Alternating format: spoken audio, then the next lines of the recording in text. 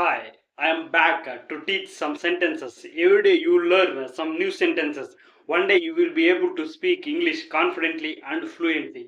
ఈ రోజు వచ్చి టాపిక్ వచ్చి షుడ్ యూజ్ చేసి సెంటెన్స్ ఎలా ఫ్రేమ్ చేయాలని చెప్తాను.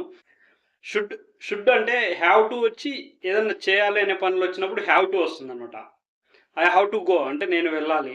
నేను మాట్లాడాలి అంటే ఐ హ్యావ్ టు టాక్. నేను తినాలంటే ఐ హ్యావ్ టు ఈట్. లాస్ట్లో ఇలా లీ అని వచ్చినప్పుడు హ్యావ్ టు వాడతాం. అదే మస్ట్ కూడా ఇలా లీవ్ వచ్చినప్పుడు వాడతాం. షుడ్ కూడా ఇలా లీవ్ వచ్చినప్పుడు వాడతాం. సెంటెన్స్ చివర చేయాలి, తినాలి, వెళ్ళాలి.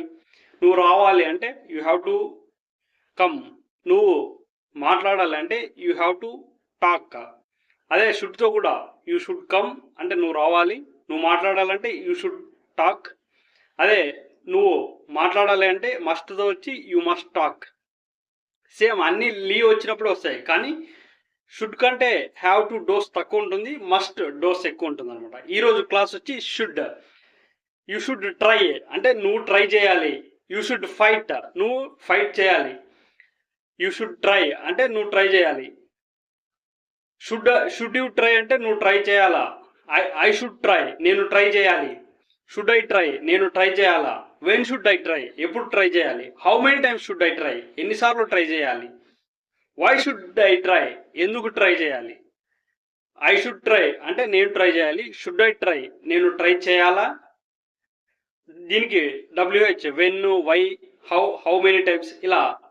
వెన్ షుడ్ ఐ ట్రై నేను ఎప్పుడు ట్రై చేయాలి. How many times should I try ఎన్నిసార్లు ట్రై చేయాలి. వై షుడ్ ఐ ట్రై ఎందుకు ట్రై చేయాలి. ఈ విధంగా ఫ్రెండ్స్ షుడ్తో వస్తాయన్నమాట.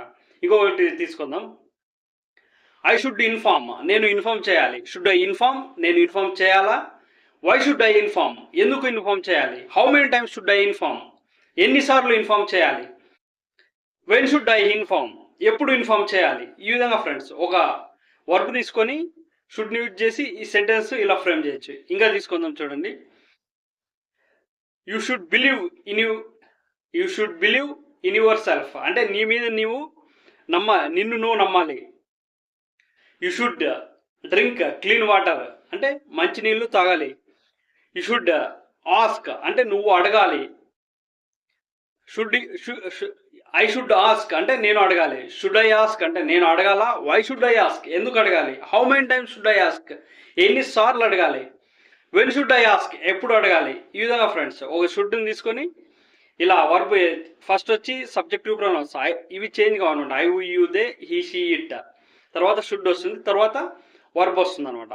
I should try, I should ask, I should go, I should eat, I should face.